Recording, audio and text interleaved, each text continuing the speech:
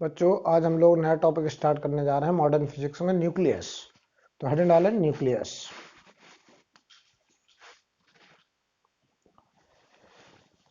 आज का टॉपिक है न्यूक्लियस। न्यूक्लियस में अंदर क्या होता है, प्रोटॉन और न्यूट्रॉन, ठीक है। और हम किसी भी एटम के न्यूक्लियस को ऐसे रिप्रेजेंट करते हैं ZXA। मान लो एटम X है जिसका एटॉमिक नंबर Z है, तो Z जो है उसे हम लोग बोलेंगे एटॉमिक नंबर, जो कि डिसाइड होता है नंबर ऑफ प्रोटॉन से, नंबर ऑफ प्रोटॉन। और ए को हम लोग बोलते हैं मास नंबर, मास नंबर जो कि डिसाइड होता है number of protons and number of neutrons, number of protons and number of neutrons हमारा ए हो गया मास नंबर, ठीक है। जेड हो गया atomic number, number of proton, A हो गया mass number, number of proton and number of neutrons. Number of proton and number of neutrons को कलेक्टिवली हम लोग बोलते हैं नंबर ऑफ न्यूक्लियॉन्स। क्या बोलते हैं? न्यूक्लियॉन्स। तो न्यूक्लियस एक हाउस का नाम है और उस हाउस के अंदर रहने वाले लोग हैं न्यूक्लियॉन्स। तो जो घर है उसका नाम है न्यूक्लियस और उसके अंदर रहने वाले जो आदमी हैं उनका नाम है न्यूक्लियॉन्स। जैसे प्रोटॉन और न्यूट्रॉन न्यूक्लियस के अंदर होते हैं तो उन्हें हम लोग बोलेंगे न्यूक्लियॉन्स, ठीक है। तो न्यूक्लियस के अंदर प्रोटॉन और न्यूट्रॉन को कलेक्टिवली क्या बोला जाता है? न्यूक्लियॉन्स, ठीक है। ओके, अब जैसे हम आपसे बात करें प्रोटॉन का चार्ज, चार्ज ऑफ प्रोटॉन, अगर हम बात करें चार्ज ऑफ प्रोटॉन कितना होता है? Plus E. Charge of electron कितना होता है? माइनस ई। प्रोटॉन का चार्ज और इलेक्ट्रॉन का चार्ज बराबर होता है, लेकिन प्रोटॉन पे पॉजिटिव चार्ज होता है और इलेक्ट्रॉन पे नेगेटिव चार्ज होता है। न्यूट्रॉन पे कोई चार्ज नहीं होगा, न्यूट्रॉन न्यूट्रल होता है। अच्छा, मास के बारे में बात करें तो mass of proton is approximate 1840 times of mass of electron.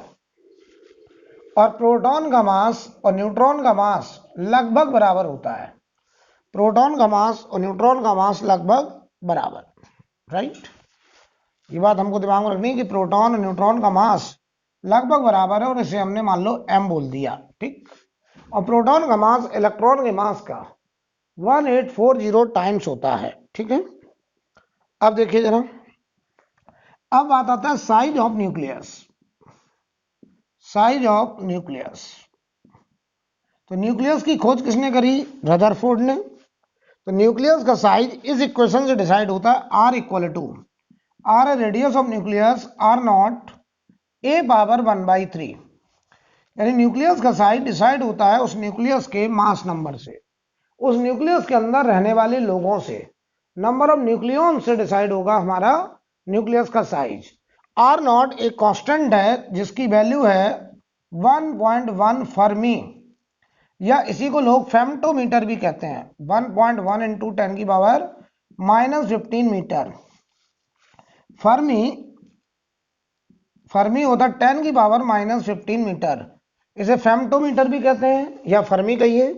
तो R equal to R0 A power 1/3, ये हो गया न्यूक्लियस का रेडियस, राइट। तो न्यूक्लियस का रेडियस किस बात से डिसाइड होगा? Mass number. जिस न्यूक्लियस का मास नंबर जितना ज्यादा होगा उस न्यूक्लियस का रेडियस भी उतना बड़ा होगा। मतलब किसी न्यूक्लियस के अंदर 10 लोग रहने वाले हैं, किसी न्यूक्लियस के अंदर 20 लोग रहने वाले हैं, तो जिस न्यूक्लियस में ज्यादा लोग रहेंगे उसका साइज भी बड़ा होगा। ये बात यहां से समझ में आ रही है कि R equal to R0 A power 1/3, mass number अगर बढ़ा तो रेडियस भी बढ़ा। अच्छा, अगर हम डेंसिटी निकालें न्यूक्लियस का, डेंसिटी ऑफ न्यूक्लियस, अगर हम डेंसिटी की बात करें न्यूक्लियस का, तो बताओ न्यूक्लियस की डेंसिटी क्या होगी? Mass of nucleus upon volume of nucleus.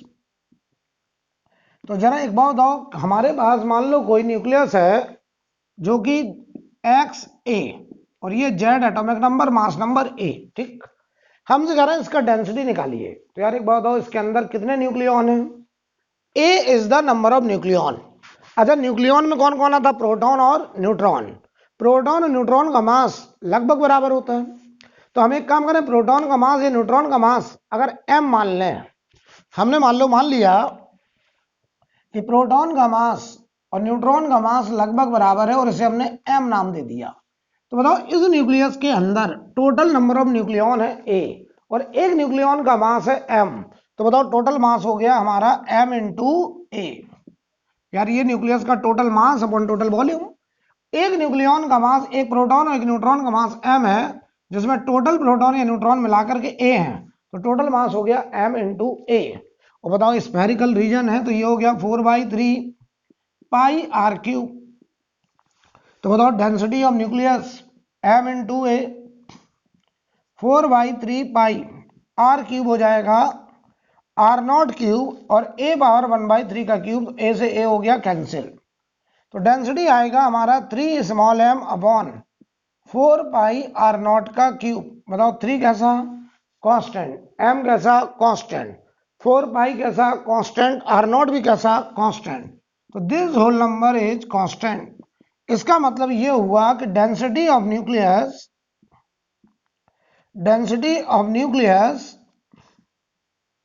is independent of mass number। किसी भी न्यूक्लियस की जो डेंसिटी होती है वो मास नंबर पे डिपेंड नहीं करती, यानी rho is proportional to a power 0। Nucleus की डेंसिटी मास नंबर पे डिपेंड नहीं कर रही है, मतलब चाहे छोटा न्यूक्लियस हो और चाहे बड़ा न्यूक्लियस हो, उस न्यूक्लियस की जो डेंसिटी है, मास का डिस्ट्रीब्यूशन है, वो सब में बराबर बराबर है। चाहे छोटे मास नंबर का न्यूक्लियस हो चाहे बड़े नंबर का मास न्यूक्लियस हो, मास नंबर भले ही अलग अलग है लेकिन डेंसिटी सबका सेम। हाँ, जिसका मास नंबर बड़ा होगा उसकी रेडियस बड़ी होगी, उसका साइज बड़ा होगा, लेकिन उसमें डेंसिटी हर न्यूक्लियस में बराबर होगा और वो डेंसिटी मास नंबर पे डिपेंड नहीं कर रहा है। राइट, इतना नोट हो गया। अब आगे बात करेंगे न्यूक्लियर स्टेबिलिटी की। हेडिंग डालें न्यूक्लियर स्टेबिलिटी।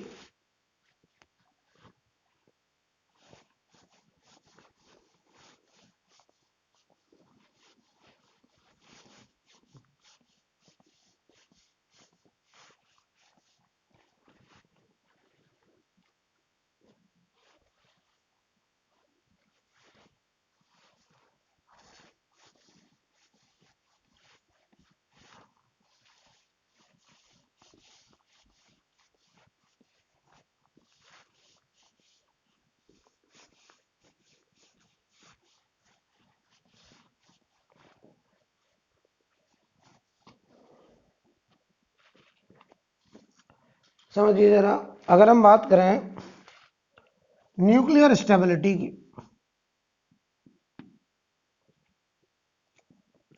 न्यूक्लियर स्टेबिलिटी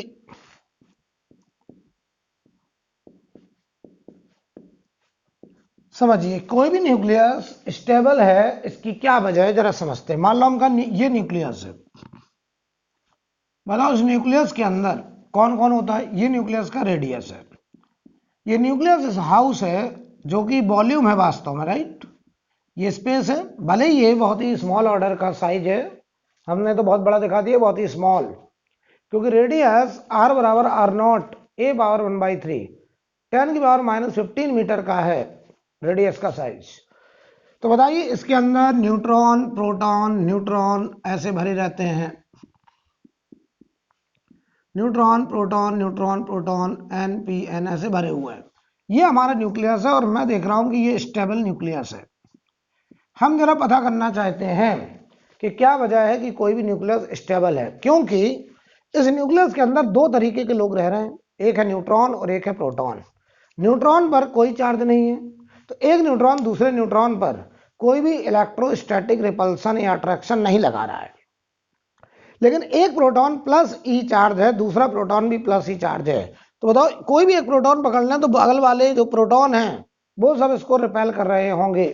तो एक प्रोटॉन उसके घर में न्यूक्लियस के अंदर रहने वाले बहुत सारे प्रोटॉन से रिपल्सन महसूस कर रहा है। यानी बताओ बाकी प्रोटॉन क्या चाहते हैं कि वो प्रोटॉन घर से बाहर चला जाए, यानी न्यूक्लियस टूट जाए, न्यूक्लियस अनस्टेबल हो जाए, लेकिन फिर भी वो न्यूट्रॉन फिर भी वो प्रोटॉन उस न्यूक्लियस के अंदर रह रहा है और न्यूक्लियस स्टेबल है। यानी मैं तुमसे ये कहना चाह रहा हूं कि प्रोटॉन प्रोटॉन सेम चार्ज हैं, एक दूसरे को रिपेल कर रहे हैं, फिर भी एक न्यूक्लियस के अंदर स्टेबल महसूस कर रहे हैं। तो क्या वजह है कि दो प्रोटॉन एक साथ रहने को तैयार हैं? इसका मतलब यह हुआ कि कोई ना कोई और फोर्स होगा, कोई ना कोई और वजह होगी जो उन प्रोटॉन को अट्रैक्ट कर रहा है, जो आपस में बांध के रखा है। राइट। तो हम आपको बताते हैं प्रोटॉन प्रोटॉन सेम चार्ज होने की वजह से एक दूसरे को रिपेल तो करते हैं, लेकिन यहां पर एक और एक्स्ट्रा फोर्स आता है जिसे बोलते हैं हम लोग न्यूक्लियर फोर्स।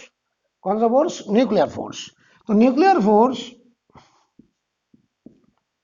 ये न्यूक्लियर फोर्स अट्रैक्शन का फोर्स होता है। अट्रैक्शन ये किस किस के बीच में लगता है? ये न्यूट्रॉन न्यूट्रॉन के बीच में लगेगा, न्यूट्रॉन प्रोटॉन के बीच में लगेगा, प्रोटॉन प्रोटॉन के बीच में भी लगता है। एक न्यूट्रॉन दूसरे न्यूट्रॉन को अट्रैक्ट करता है न्यूक्लियर अट्रैक्शन से, प्रोटॉन प्रोटॉन को अट्रैक्ट करता है, न्यूट्रॉन प्रोटॉन को अट्रैक्ट करता है। यानी मैं यहां लिखने चला force of nuclear force NN, force of neutron proton और फोर्स ऑफ प्रोटॉन प्रोटॉन। ये कौन सा फोर्स है? न्यूक्लियर फोर्स, और इनकी वैल्यू होती है बराबर। Right. Nuclear attraction force proton proton के बीच, न्यूट्रॉन प्रोटॉन के बीच, न्यूट्रॉन न्यूट्रॉन के बीच में बराबर बराबर होता है, लगभग बराबर। यानी ये चार्ज पे डिपेंड नहीं करता, इंडिपेंडेंट ऑफ चार्ज। यानी nuclear force is independent of charge होता है, इंडिपेंडेंट ऑफ चार्ज। राइट। तो बताओ, एक प्रोटॉन बहुत सारे प्रोटॉन से रिपल्सन महसूस कर रहा है, लेकिन वो बहुत सारे प्रोटॉन और न्यूट्रॉन से अट्रैक्शन महसूस कर रहा है, और वो अट्रैक्शन है न्यूक्लियर अट्रैक्शन। और वो न्यूक्लियर अट्रैक्शन इस कूलाम्बिक रिपल्सन से ज्यादा है, इसीलिए वो न्यूक्लियस कैसा है? स्टेबल। तो समझिए, इंडिपेंडेंट ऑफ चार्ज होता है, और जो न्यूक्लियर अट्रैक्शन है, न्यूक्लियर अट्रैक्शन, और ये बताओ ग्रेटर या इक्वल टू है अगर कूलाम्बिक रिपल्सन से प्रोटॉन प्रोटॉन के बीच में लगने वाला जो रिपल्सन है उससे अगर बड़ा फोर्स है कौन? न्यूक्लियर अट्रैक्शन, तो वो न्यूक्लियस कैसा होगा? स्टेबल न्यूक्लियस होगा। तो for stable nuclei, stable nuclei की वजह है कि nuclear attraction is greater than coulombic repulsion. अब न्यूक्लियर अट्रैक्शन का जो फोर्स है, nuclear attraction force, nuclear attraction force is 2 Fermi order range, 2 Fermi range force। ये 2 Fermi ऑर्डर की रेंज का फोर्स है। 2 Fermi ऑर्डर का मतलब ये हुआ कि इस न्यूक्लियस में अगर हम एक कोई भी प्रोटॉन या न्यूट्रॉन पकड़ लें तो वो अपने सराउंडिंग के हर उस प्रोटॉन और न्यूट्रॉन से अट्रैक्शन महसूस कर रहा होगा जो कि 2 Fermi रेडियस के अंदर आएंगे। यानी अगर हम 2 Fermi ऑर्डर की रेडियस का एक स्फीयर ड्रॉ कर लें, किसी एक प्रोटॉन या न्यूट्रॉन को सेंटर पे मान लें और उसके सराउंडिंग में 2 Fermi ऑर्डर का एक स्फीयर ड्रॉ करें, तो उस स्फीयर के अंदर जितने भी प्रोटॉन या न्यूट्रॉन होंगे वो इस प्रोटॉन को, सेंटर वाले प्रोटॉन को अट्रैक्ट करेंगे। यानी कोई भी न्यूट्रॉन या प्रोटॉन अपने सराउंडिंग में स्फेरिकल रीजन में 2 Fermi रेडियस के अंदर आने वाले सारे प्रोटॉन या न्यूट्रॉन से अट्रैक्शन महसूस करता है। राइट। तो कोई तुमसे कहे कि न्यूट्रॉन न्यूक्लियस स्टेबल क्यों है? प्रोटॉन प्रोटॉन पे तो पॉजिटिव चार्ज है, फिर भी वो एक साथ क्यों रह रहे हैं? क्यों न्यूक्लियस ब्रेक नहीं हो जा रहा है? क्यों न्यूक्लियस स्टेबल है?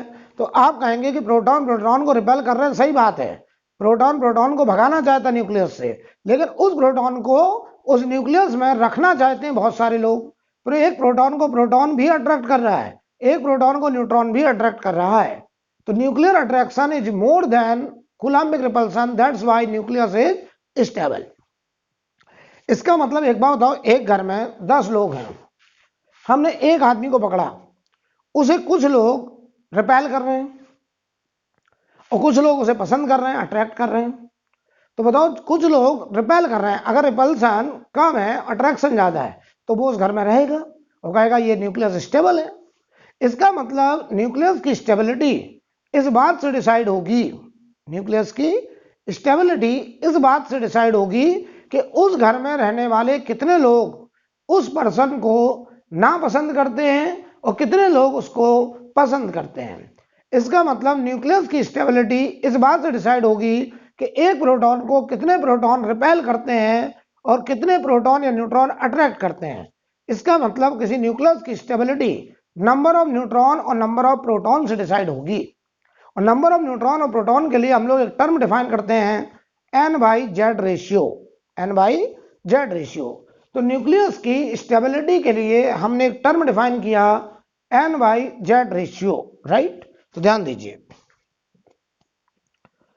n/z रेशियो,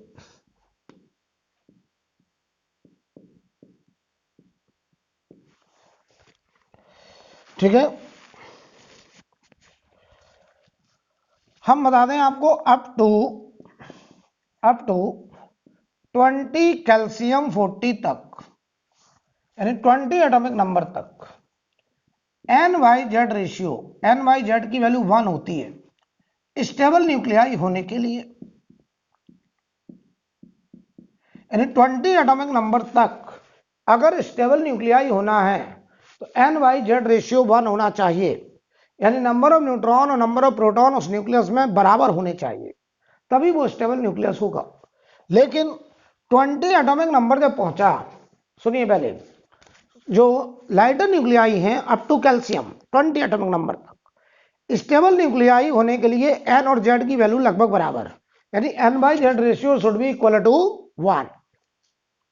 लेकिन 20 के बाद जब 20 प्रोटॉन हो गए तो एक प्रोटॉन को 19 प्रोटॉन रिपेल करने लगे, रिपल्सन बढ़ने लगा।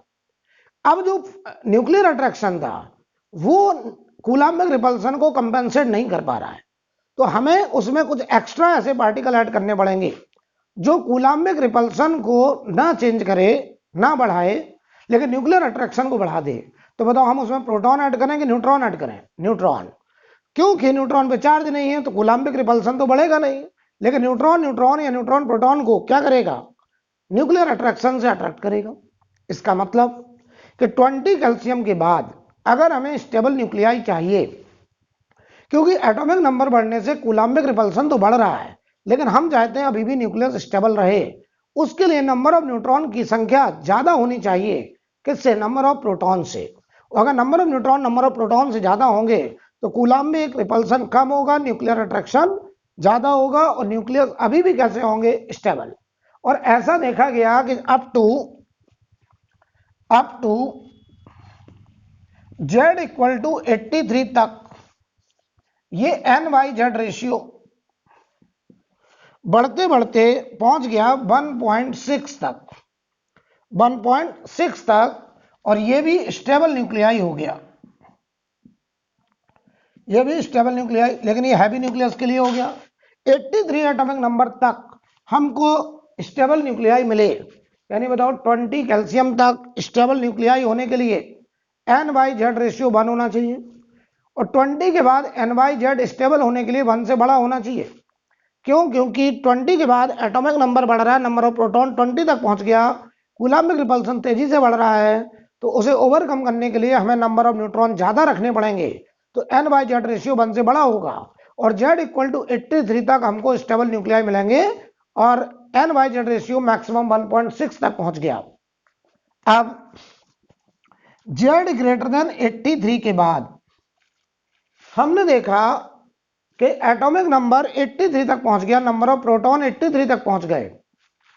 अब हम देख रहे हैं कूलाम्बिक रिपल्सन इतना बड़ा हो गया प्रोटॉन प्रोटॉन के बीच में कि अब नंबर ऑफ न्यूट्रॉन ज्यादा होने से भी वो न्यूक्लियर फोर्स कूलाम्बिक रिपल्सन को बराबर नहीं कर पा रहा है।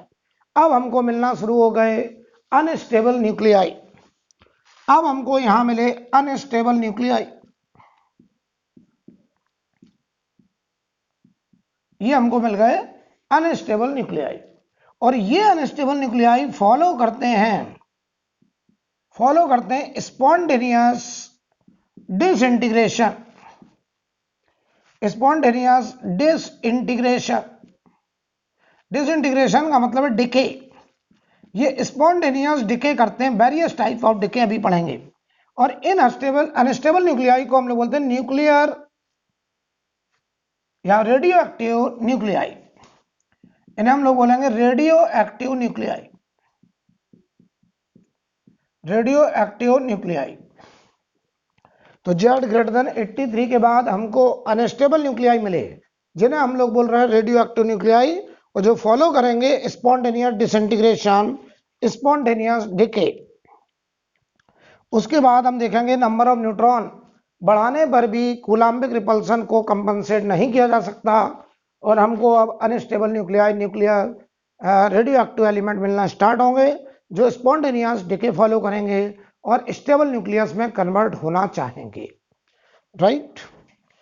अब कौन सा डिके कौन सा न्यूक्लियस करता है वो मैं अभी आपको समझाने जा रहा हूं। तो हम आपको यहां पे दिखा दें कि जो N/Z रेशियो का ग्राफ है, वाई एक्सिस पर number of neutron, X axis पे number of proton, Y axis पे number of neutron, X axis पे नंबर ऑफ प्रोटॉन। तो ये ग्राफ 20 कैल्शियम तक लगभग बराबर चलता है, ये 20, ये 20, और ये लाइन जा रही है N बराबर Z। इसके बाद ये ग्राफ यहां से थोड़ा ऐसे मुड़ जाता है, क्योंकि 20 के बाद N/Z ग्रेटर देन 1 चाहिए, N/Z ग्रेटर देन 1 चाहिए, कहां से? 20 के बाद। अच्छा, 20 के पहले जो न्यूक्लियाई हैं, जो लाइटर न्यूक्लियाई हैं, अगर वो इस कर्व पे लाई कर रहे हैं तो वो स्टेबल न्यूक्लियाई है। 20 के बाद जो न्यूक्लियाई इस पे लाई कर रहे हैं वो स्टेबल न्यूक्लियाई है। तो इसे हम लोग बोलते हैं स्टेबिलिटी कर्व, इसे बोलते हैं हम लोग स्टेबिलिटी कर्व। ये हमारा स्टेबिलिटी कर्व है। इस स्टेबिलिटी कर्व से जो लाइटर न्यूक्लियाई जो यहां लाई करेंगे उनका बताओ N नंबर कम है और Z वही है, तो यहां पे न्यूक्लियाई जो N/Z होगा वो लेस देन N/Z स्टेबिलिटी होगा। तो जो न्यूक्लियाई इस स्टेबिलिटी कर्व के राइट में आ रहे हैं नीचे, वो अनस्टेबल न्यूक्लियाई होंगे, जो स्टेबिलिटी कर्व पे पड़ेंगे वो स्टेबल न्यूक्लियाई, और जो बताओ यहां पड़ेंगे उनका N/Z less than N/Z stability. तो ये कहेंगे हम स्टेबिलिटी गेन करके इस कर्व पर आना चाहते हैं, वो स्पॉन्टेनियस डिके करेंगे। अब यहां वाले न्यूक्लियस कौन सा डिके करते हैं? तो दो तरीके का डिके अभी हम आपको बढ़ाएंगे। अच्छा, तो ये N/Z जितना चाहिए स्टेबिलिटी से उससे कम है, और अगर उससे कम क्यों है? क्योंकि नंबर ऑफ न्यूट्रॉन कम है, नंबर ऑफ प्रोटॉन ज्यादा है। तो प्रोटॉन न्यूट्रॉन में कन्वर्ट होने की कोशिश करेगा ताकि नंबर ऑफ प्रोटॉन कम हो जाए, नंबर ऑफ न्यूट्रॉन बढ़ जाए और N/Z स्टेबिलिटी पर आ जाए। तो ऐसे जो न्यूक्लियस होते हैं वो या तो बीटा प्लस डिके या फिर के कैप्चर, यानी ऐसा डिके पसंद करते हैं जिसमें प्रोटॉन का कन्वर्जन किसमें हो जाए? न्यूट्रॉन में। प्रोटॉन को न्यूट्रॉन में कन्वर्ट कराने के लिए वो न्यूक्लियस जिम्मेदार होंगे जो इस स्टेबिलिटी कर्व के नीचे आएंगे, जिनमें नंबर ऑफ न्यूट्रॉन ज्यादा है, नंबर ऑफ प्रोटॉन कम है। सॉरी, नंबर ऑफ प्रोटॉन ज्यादा है, नंबर ऑफ न्यूट्रॉन कम है, यानी N/Z जितना चाहिए उससे कम है। तो वो नंबर ऑफ प्रोटॉन को कम करना चाहते हैं, नंबर ऑफ न्यूट्रॉन को बढ़ाना चाहते हैं, ताकि प्रोटॉन न्यूट्रॉन में कन्वर्ट हो जाए और N/Z स्टेबिलिटी में आ जाए। ऐसे न्यूक्लियस प्रोटॉन से न्यूट्रॉन कन्वर्ट करने के लिए दो तरीके का डिके पसंद करते हैं, या तो बीटा प्लस डिके या के कैप्चर। अब बीटा प्लस डिके क्या होता है, के कैप्चर क्या होता है, अभी सब बताऊंगा, ठीक है, पहले समझ लीजिए।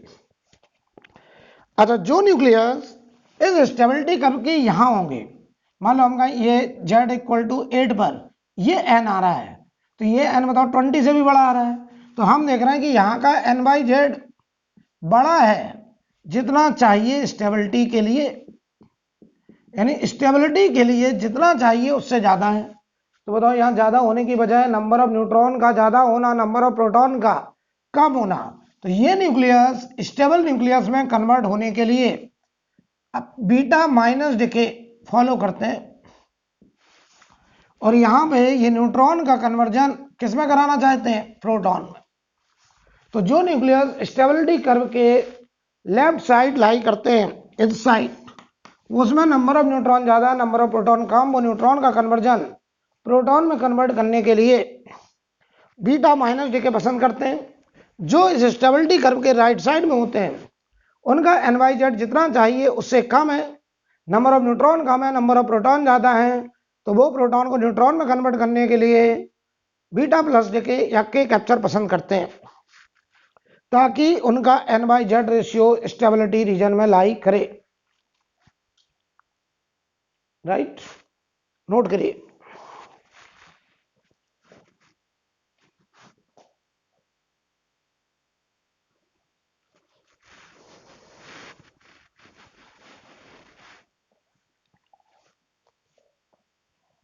हटा दें इसको।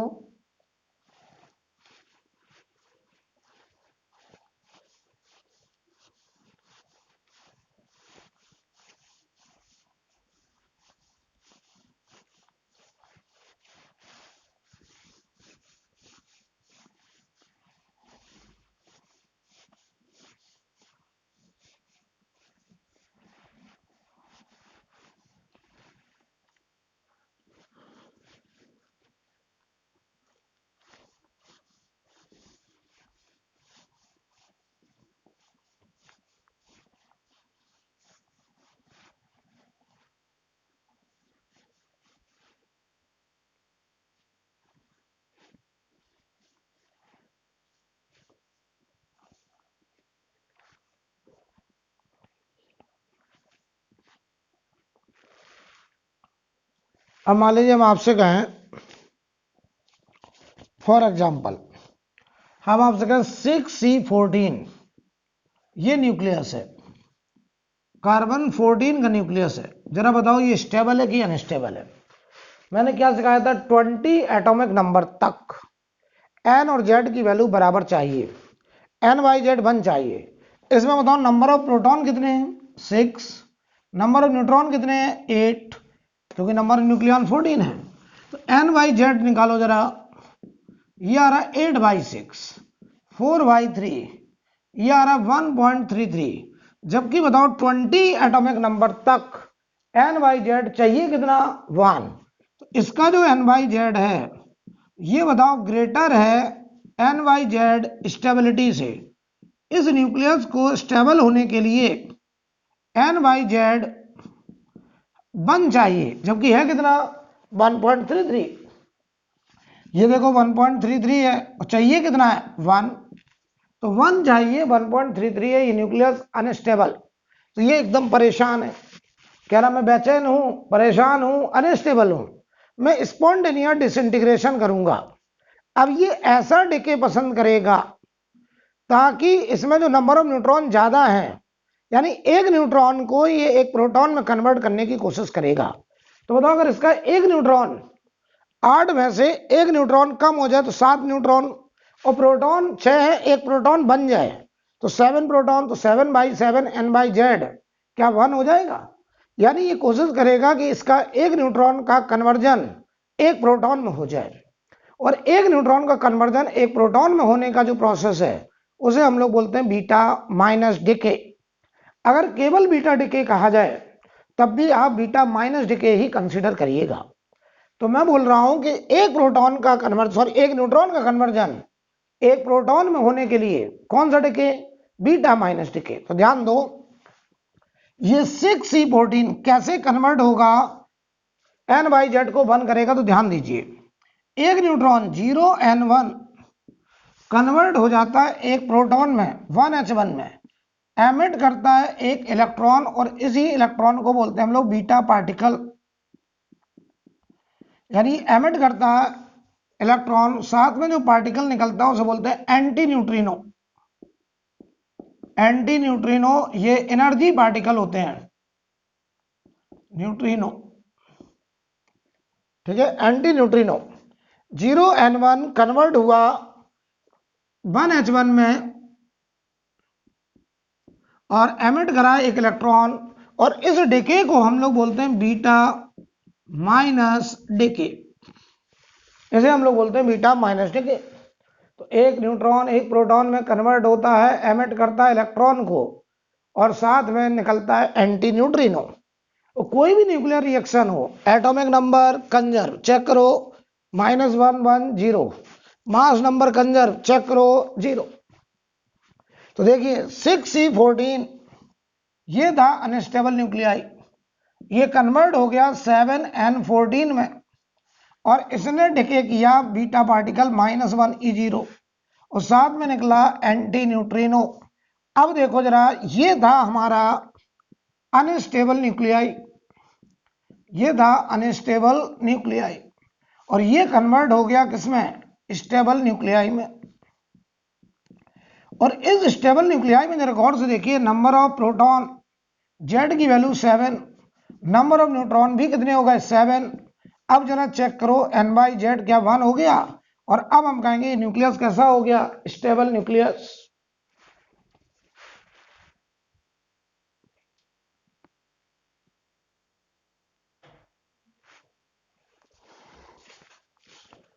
क्लियर है,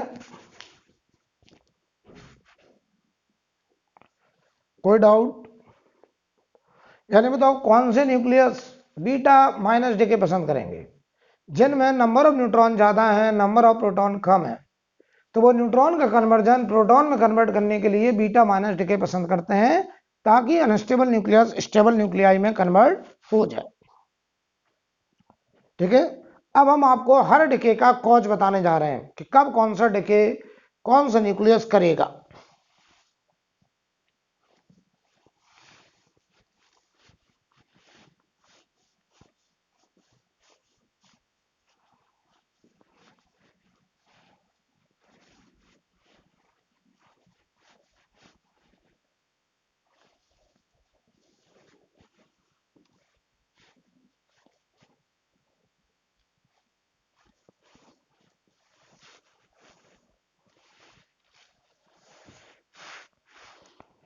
ठीक है, तो यहां पर मैं एक तरफ लिख रहा हूं type of decay, type of decay, और इधर लिख रहा हूं डिके इवेंट, डिके इवेंट, और एक तरफ लिख रहा हूं reason, reason of decay event, कि वो डिके क्यों हो रहा है उसकी वजह समझाएंगे। तो एक पहला है gamma, gamma decay, gamma decay. Gamma decay वास्तव में एनर्जी का एमिशन है, फोटोन का एमिशन है, फोटोन एमिशन। तो यहां पे लिखेंगे emission of gamma ray reduces energy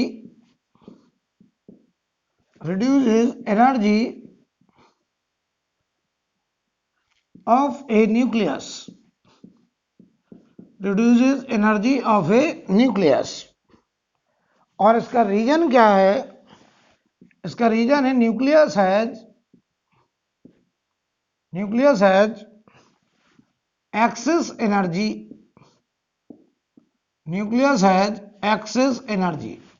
अगर न्यूक्लियस में एनर्जी ज्यादा है तो वो न्यूक्लियस एक्साइटेड स्टेट में कहा जाता है, और वो न्यूक्लियस ग्राउंड स्टेट में आने के लिए अपनी एनर्जी का एमिशन करता है in form of gamma ray, gamma decay. यानी गामा डिके में केवल फोटोन एमिशन होता है, एनर्जी एमिशन होता है। ठीक है, अब आते हैं जरा alpha decay, alpha decay. Alpha decay समझो क्या है, कोई न्यूक्लियस जिसमें प्रोटॉन भी बहुत ज्यादा है, न्यूट्रॉन भी बहुत ज्यादा है, यानी नंबर ऑफ प्रोटॉन भी बहुत ज्यादा, नंबर ऑफ न्यूट्रॉन भी बहुत ज्यादा, राइट। तो समझिए जरा, आप नंबर ऑफ न्यूट्रॉन भी बहुत ज्यादा है, नंबर ऑफ प्रोटॉन भी, यानी न्यूक्लियस का साइज बहुत बड़ा हो गया। अब ऐसा समझिए, आप किसी पार्टी में गए, आपका जो पेट है इसे आप समझिए न्यूक्लियस, ठीक। आप कह रहे हैं कि हमारे पेट में एक सेट रेशियो है कि हम 4 लड्डू 4 रसगुल्ले खाएंगे तो हमारा न्यूक्लियस स्टेबल रहेगा, यानी एन और जेड बराबर रखना है आपको। एन हो गया लड्डू, जेड हो गया रसगुल्ला, बराबर खाएंगे तो स्टेबल। आपने लड्डू भी बहुत ज्यादा खा लिए, रसगुल्ले भी बहुत ज्यादा खा लिए, अब आपका न्यूक्लियस हैवी, आपका स्टमक हैवी हो गया, अब आप बेचैन है, परेशान है, अनस्टेबल महसूस कर रहे हैं, तो अब आप पसंद करेंगे क्या? Spontaneous decay. अब आपके स्टमक के अंदर लड्डू की मात्रा भी ज्यादा है और रसगुल्ले की मात्रा ज्यादा है। अब आपको वॉमिटिंग आया और एक झटके में आपने 2 लड्डू 2 रसगुल्ले बाहर किए, यानी 2 न्यूट्रॉन 2 प्रोटॉन बाहर किए, तो इसे बोलते हैं अल्फा डिके। तो आपने मान लो 10 अल्फा डिके कर दिया, तो बताओ 20 लड्डू और 20 न्यूट्रॉन, यानी 20 प्रोटॉन 20 न्यूट्रॉन कम हो गए। आपके न्यूक्लियस का जो ये साइज था वो रिड्यूस होकर के कम हो गया और आप स्टेबल महसूस करने लगे। यानी अगर किसी न्यूक्लियस में नंबर ऑफ न्यूट्रॉन और नंबर ऑफ प्रोटॉन दोनों एक्सेस में है, तो फिर ऐसे न्यूक्लियस को स्टेबल होने के लिए अल्फा डिके करा जाएगा और वो न्यूक्लियस अल्फा डिके पसंद करेगा, ताकि एक झटके में 2 न्यूट्रॉन और 2 प्रोटॉन बाहर आए, और इस डिके को हम लोग बोलते हैं अल्फा डिके, राइट। तो चलिए देखते हैं अल्फा डिके। तो इसमें लिखेंगे decay event, emission of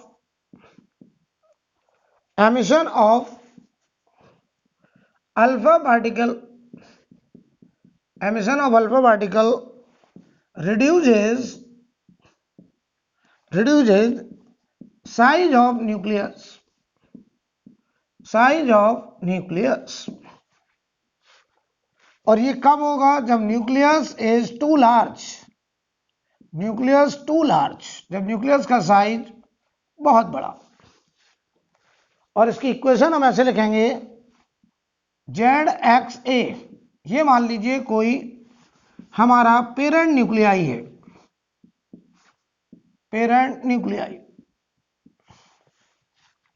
ZXA ये मान लीजिए कोई पेरेंट न्यूक्लियाई है, और इसने अल्फा डिके किया, तो एटॉमिक नंबर 2 से कम और मास नंबर 4 से कम, A-4, और D का मतलब ये है डॉटर न्यूक्लियाई, ये हो गया डॉटर न्यूक्लियाई। और इसने निकाला अल्फा पार्टिकल और साथ में कुछ एनर्जी रिलीज हुई। तो ये जो अल्फा है ये बेसिकली 2 प्रोटॉन प्लस 2 न्यूट्रॉन, यानी न्यूक्लियस ऑफ हीलियम जो है उसे हम लोग बोलते हैं अल्फा पार्टिकल। 2 प्रोटॉन और 2 न्यूट्रॉन इसने एक साथ डिके करे। तो कोई भी अनस्टेबल न्यूक्लियाई जब अल्फा डिके करता है तो एटॉमिक नंबर 2 से कम हो जाता है, मास नंबर 4 से कम हो जाता है, राइट। अब आइए जरा, अब आते हैं जरा बीटा माइनस डिके।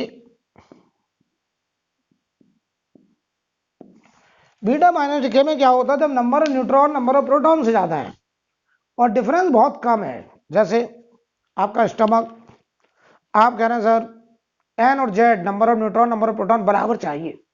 आप शादी में गए, आपने रसगुल्ले ज्यादा खा लिए, नंबर ऑफ न्यूट्रॉन ज्यादा, मान लो नंबर ऑफ न्यूट्रॉन 8 हो गए और नंबर ऑफ लड्डू जो प्रोटॉन है वो कम है 6 है।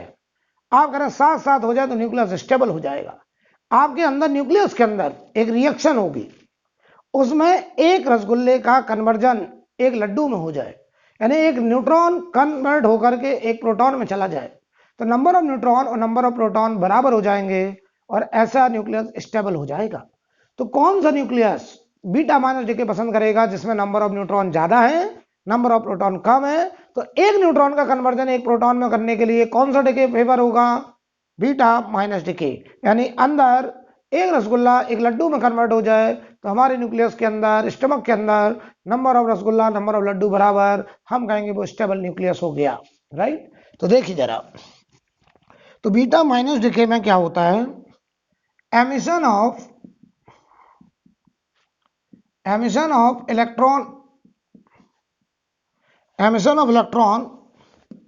इन nucleus changes the neutron into a proton। मैं इसकी रिएक्शन भी लिख दे रहा हूं, 0n1 कन्वर्ट हुआ 1h1 में, एमिट करा बीटा माइनस पार्टिकल इलेक्ट्रॉन और साथ में जो पार्टिकल निकलता है उसका नाम एंटी न्यूट्रिनो। और ये कब होगा? इसका रीजन हम लिख दे रहे हैं यहां पर, इसका रीजन यहां लिख रहे हैं, nucleus has nucleus has too many neutrons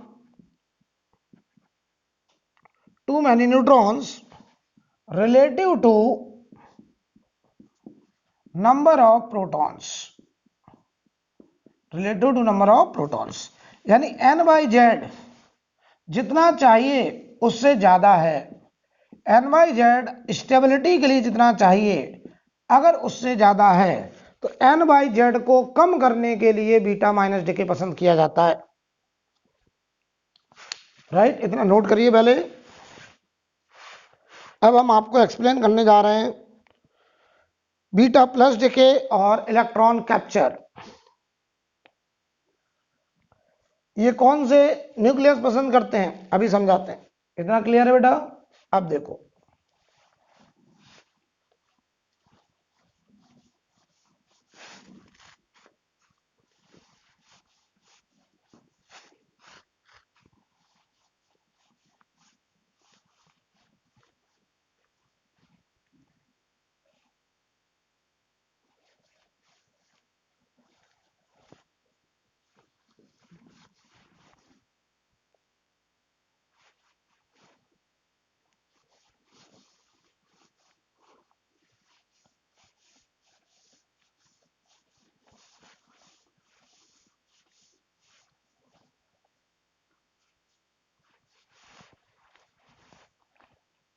अब देखिए भाई, अगर हम बात करें यहां पर था डीके इवेंट, ठीक है। मान लीजिए हम आपसे बात करें कि सबसे पहले इलेक्ट्रॉन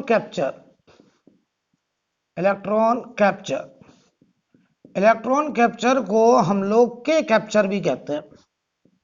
के कैप्चर क्यों कहते हैं कि कई बार अनस्टेबल न्यूक्लियाई जिसके अंदर प्रोटॉन की संख्या ज्यादा है, न्यूट्रॉन की संख्या कम है, मतलब जिसके अंदर n/z, z बड़ा है n छोटा है, ये हमारा कम है, जितना चाहिए स्टेबिलिटी के लिए उससे कम है। तो ऐसे केस में नंबर ऑफ प्रोटॉन अगर ज्यादा है, नंबर ऑफ न्यूट्रॉन कम है, तो प्रोटॉन, न्यूक्लियस का प्रोटॉन आउटर सेल में जो इलेक्ट्रॉन रिवॉल्व कर रहे हैं, मतलब न्यूक्लियस के सबसे करीब इलेक्ट्रॉन क्या के सेल का इलेक्ट्रॉन होगा, तो न्यूक्लियस का प्रोटॉन के सेल के इलेक्ट्रॉन को कैप्चर कर लेता है, इसीलिए उसका नाम के कैप्चर रखते हैं। न्यूक्लियस का प्रोटॉन, तो मैं लिख रहा हूं proton of nucleus 1h1 capture कर लिया -1e0 इलेक्ट्रॉन को और कन्वर्ट हो गया 0n1 एक न्यूट्रॉन में, और साथ में जो पार्टिकल निकला उसका नाम है न्यूट्रिनो। इसे हम लोग बोलते हैं न्यूट्रिनो। ये भी एनर्जी कैरियर होता है, यानी एक प्रोटॉन न्यूक्लियस का के सेल के इलेक्ट्रॉन को कैप्चर करके खुद कन्वर्ट हो गया एक न्यूट्रॉन में, और साथ में एंटी न्यूट्रिनो नाम का पार्टिकल एमिट करता है। तो ये कौन से न्यूक्लियस पसंद करेंगे? जिनमें नंबर ऑफ प्रोटॉन ज्यादा, नंबर ऑफ न्यूट्रॉन कम। अब एक होता है बीटा प्लस डिके, और इसी को बोलते हैं पोजिट्रॉन एमिशन।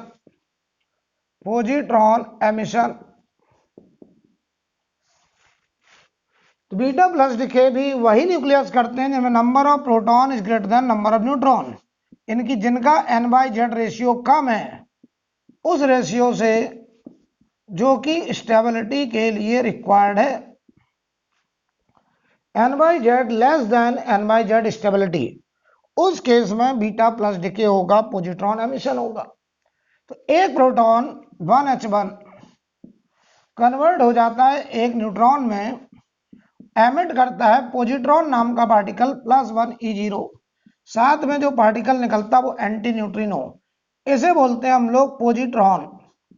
और positron is anti particle of electron, इसे बीटा प्लस डिके भी कहते हैं।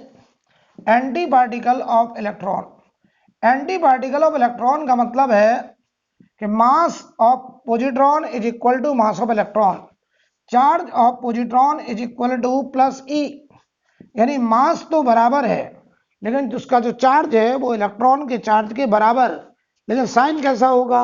Opposite, right. तो इतने तरीके के डिके होते हैं। तो बताओ बीटा प्लस डिके हो या के कैप्चर हो, ये कौन से न्यूक्लियस पसंद करेंगे?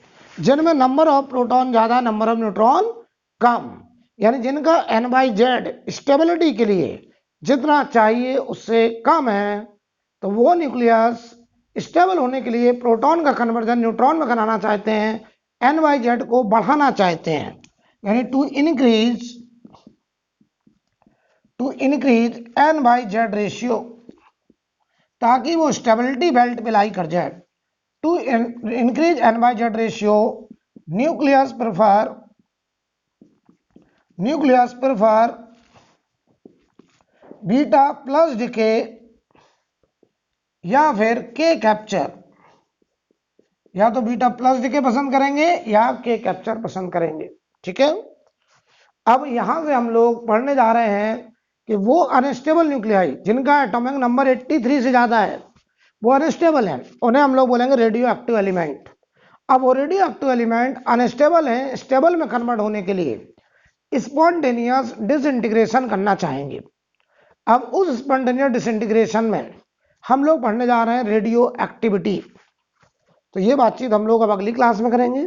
आज मैं यहीं रोक रहा हूं, अगली क्लास में हम लोग रेडियो एक्टिविटी पढ़ेंगे। ठीक है बेटा।